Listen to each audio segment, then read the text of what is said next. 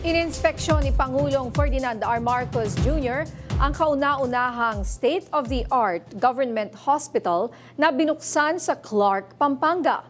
Yan ang umaarangkadang balita ni Gracie Rutao. Personal na ininspeksyon ni Pangulong Ferdinand R. Marcos Jr. nitong Mayo 14 ang bagong Pampanga Provincial Hospital Clark, ang kauna-unahang state-of-the-art government hospital sa loob ng Clark Freeport Zone.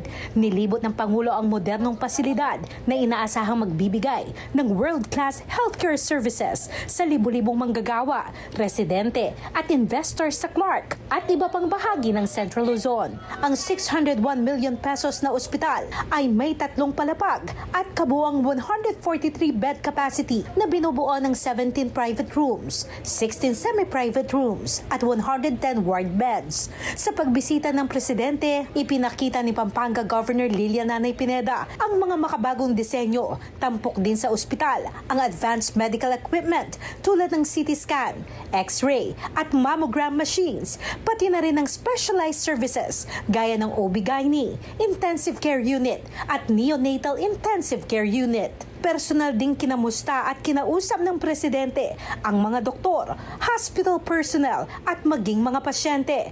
Nagbiro pa ang Pangulong Marcos sa ilang pasyente tungkol sa pagtaas ng kolesterol at alta presyon. Pare-pareho pa lang tayo. Alta presyon.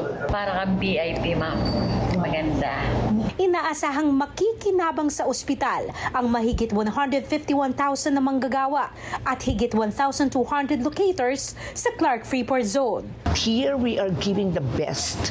The government is giving the best to our workers. Hindi na magkakaroon ng pangamba ang ating mga workers dahil meron pupuntahan and zero billing dito.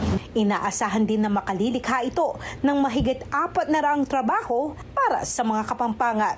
Mula Pampanga, ako si Gracie Rutao ng PRTV News. Nagseserbisyo para sa Pilipino.